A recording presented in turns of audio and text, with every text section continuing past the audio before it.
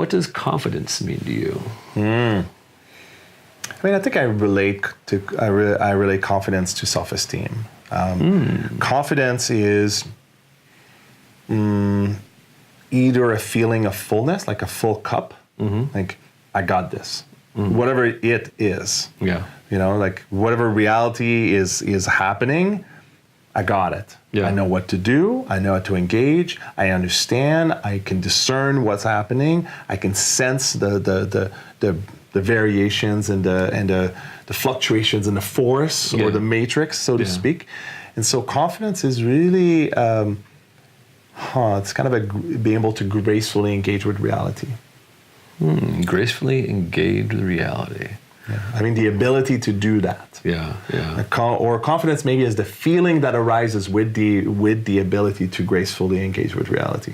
That's really elegant. That's smooth. So you weren't always confident, though. No. So how did you get here? Like, what tools, or was there mentoring, or like what got you to this place? Well, I mean, a lot of it's practice. A lot of it's developing the skills. Like, which skills, though? well, I mean, when you say confidence, I'm mostly thinking confidence in either the work that I do.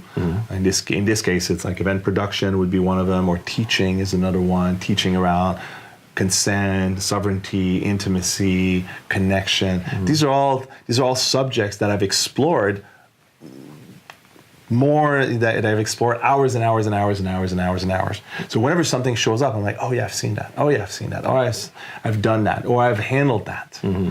So there's no surprises. I'm not caught off guard. Right. And I think the same is true with, say, any martial arts or dance. Yeah. If you do it enough, whenever there's a song that comes on, or you start dancing with someone and they dance a little bit differently, there's nothing surprising. You've explored the territory well enough that whatever happens, you have a pretty good sense of how to engage with it successfully or gracefully. Yeah. Right? So a lot of it is practice. A lot of it is geeking out. And by that I mean like really being curious and really trying to understand it. And by understand, I don't necessarily mean with your mind, although that's perfectly fine. I think the mind gets such a bad rep these days. Yeah. But also being able to feel into what's happening. What does success mean to you? You know, that reminds me of the book by Nathaniel Branden around self-esteem. Yeah. He says there's 3 components of self-esteem, even though his book is the 6 pillars of self-esteem, so I haven't read the whole book yet. But he says there's 3 things that compose self-esteem. There's self-worth, self-respect, and self-efficacy. Efficacy. Oh, yeah. I like this. Self-efficacy is being able to say, I'm going to do something, I'm going to nail it. Yeah. Like because you have had a lot of practice, because you can deliver. Yeah. Because you've done it enough that you're confident. Yeah. Right. Pride is a feeling that arises from being self-efficacious. Right? Because you know how to do it, and it's a good form of pride. It's like, yeah, job well done. Yeah. Right. So success is the ability to do a job well done, that according to your truth. This word gets bandied around a lot. Yeah. What is your truth? Your truth. My truth. Well, what does that mean? I'll tell you. My truth is when. So I spoke of the 7 intelligences, right? Right. So imagine that each intelligence is a kind of like a body. Okay. Like emotional body, physical body, somatic body. So if they all align, if they're all sort of like together on top of each, like a line. Well, what is that? What does a line mean, right? Are we going to get there now? We're going to say, you know about that damn question, right? Because this is it, right? Because the thing is, our language is so loaded with jargon because so many of us have done a workshop or been around people who do workshops or have got mentoring or read the books or done the thing, and we've got this distinction, we've got this idea that we have that this is so, but Joe average human walking around goes, what the hell are you talking about? Okay, let me put it this way. A line. Okay, so what does a line mean? Yeah. Okay, so truth is being in alignment. Okay, or being in your truth. Okay. But alignment kind of helps a little bit because it gives us a sense of, is this lined up with this, is lined up with this, lined up with this, right? Okay, so when I do consent work, when I teach people about consent and sovereignty, so being sovereign is another version of saying basically that you're in alignment, you're in your truth. When you're sovereign is the ability to be in your truth. Okay. So when you're sovereign, or when you're being sovereign as a quality, but there's being sovereign as a state. Okay. So when you're in your truth, you're sovereign. That basically because your truth is what you're standing in your truth. So being in alignment means that you get into feeling different parts of yourself to know whether or not you're in. Right. So for example, if I feed you food, right, and I say, do you like the food? Like you kind of feel into the taste, you swallow it, maybe you digest it for a while, and you're like, that food was good. Yeah, I liked it. Yeah, right? That's kind of an alignment. Right. Or if I tell you something and it makes sense to you, right, that's a form of intellectual alignment. Right. If I say, how are you feeling? And you're feeling relaxed, secure, like everything is happening as it should be. Right. That's a form of emotional alignment. Right. Right. If I say, how's your body feeling? Right. And you're like, my body's feeling good. Like internally. Yeah. Right. That's a form of physical alignment. Right. So going back to the forms of literacy, right? Yeah. If I say, how's your animal? Is it alert? Yeah. Is it present? Or is it asleep or shut down or sort of like not paying attention? Right? So alignment could be said that there's different qualities of experience that relate to alignment or truth. How do you know that you're standing in your truth? Well, I mean, that's a good question, right? It's if I say, do you want to do this? Do you want to do X? Do you want to go eat some Mexican food? Yeah. And you say, yeah. Well, you kind of checked in with yourself, and something happened that gave you a sense of, yeah, you want to eat Mexican food, right? Yeah. What is that thing? Right.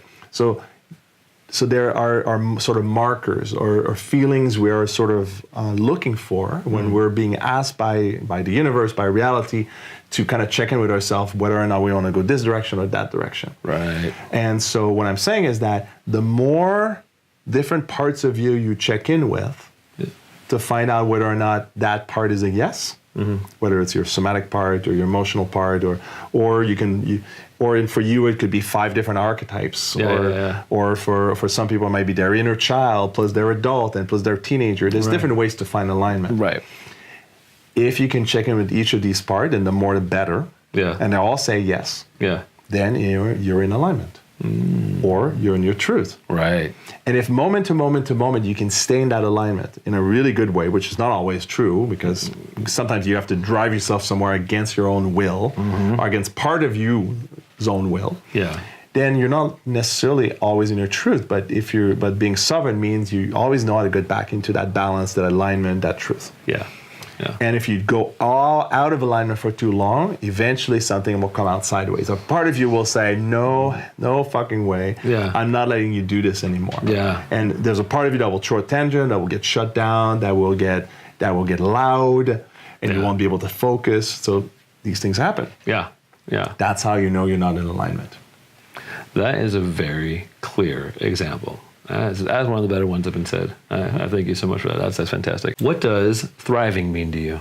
Let's say that thriving, or if you look at thriving as a sort of state, like I'm thriving right now. I would say it's the ability to make choices such that you continue to thrive. So it's that you continue to be successful, so that you continue to be in a good place. You continue to be in alignment. You continue to express yourself in your truth. So it's about creating a feedback loop, where from choice to choice to choice to choice, you continue to fulfill the experience of success, perhaps, or the experience of being in truth, or the experience of being in alignment. So to me, that would be one version of thriving.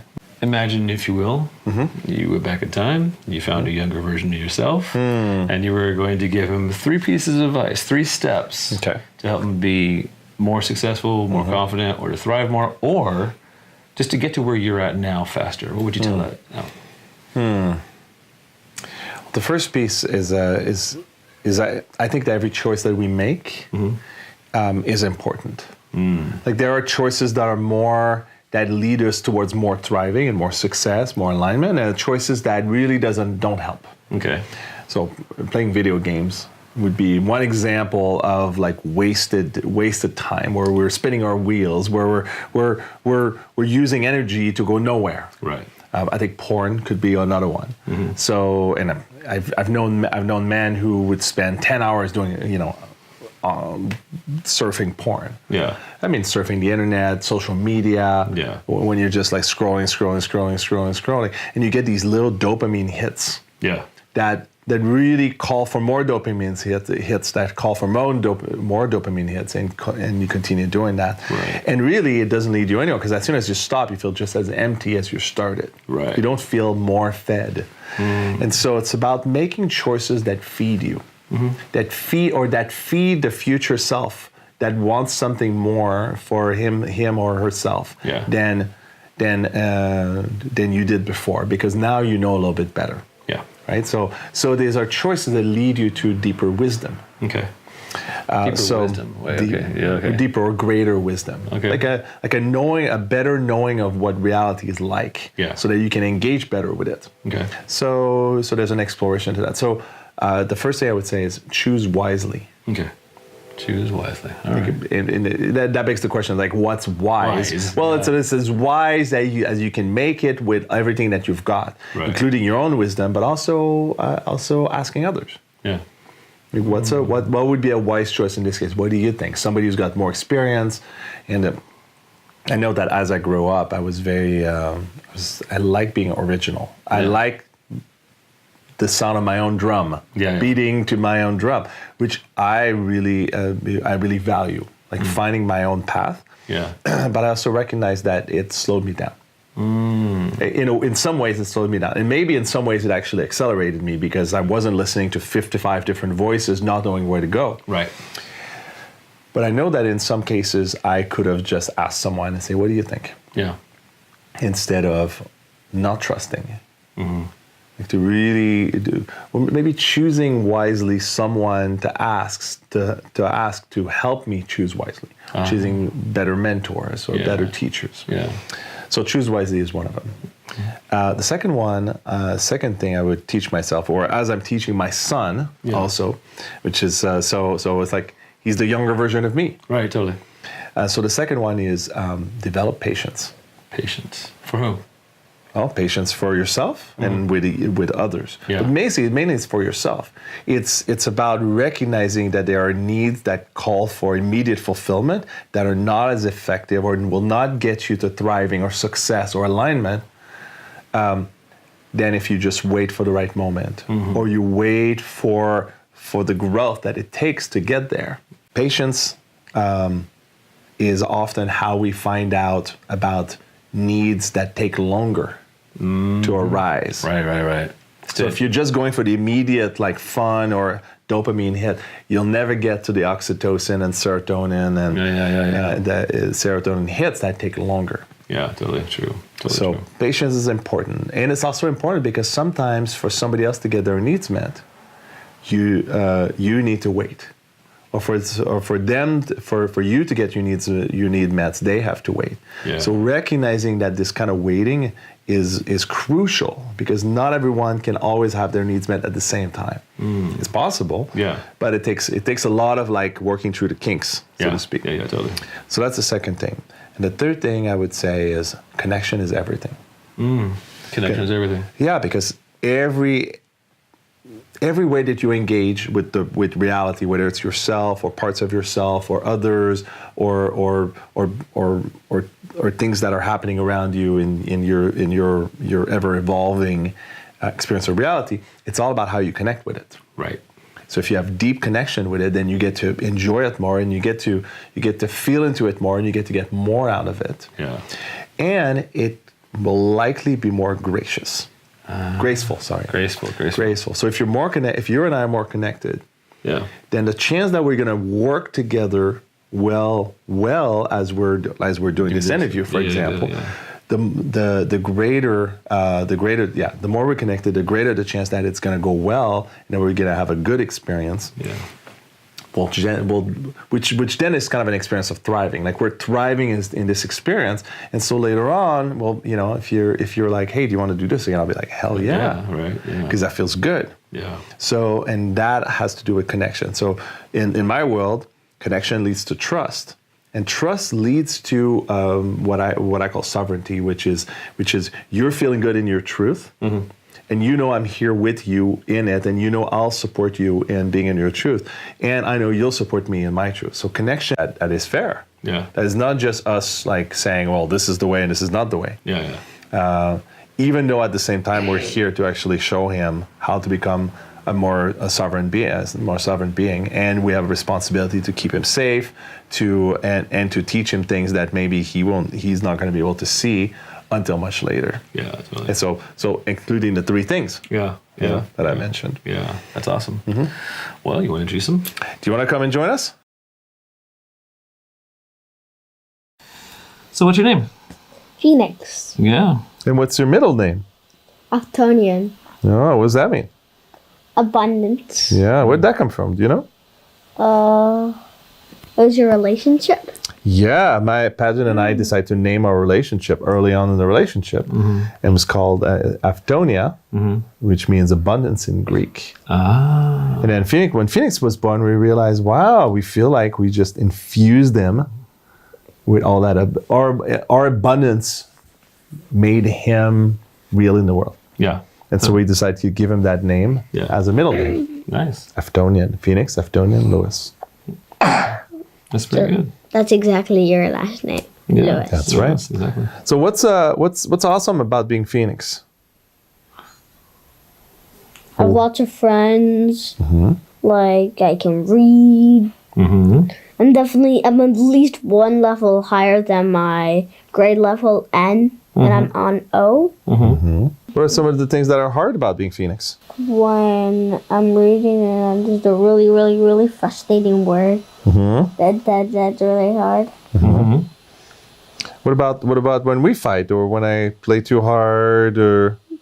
I feel bad, but I also feel the sensation that it was fun before. Yeah. Oh, so you remember that? So it's both fun and maybe hard or painful. Dangerously fun. Dangerously fun. Well, that sounds like most men. Yeah, totally. The idea of fun by most men. Yeah, it's true. And then learning to take risks. Yeah, without going too far and hurting yourself. Exactly.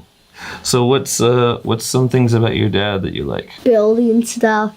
Mm-hmm. Building stuff. Snuggling. Yeah. Going on trips together. Going on trips together. Yeah. Mm-hmm. Camping. Yeah. Mm-hmm. Yeah. What makes him a good dad? Figuring stuff out. What makes him a good dad?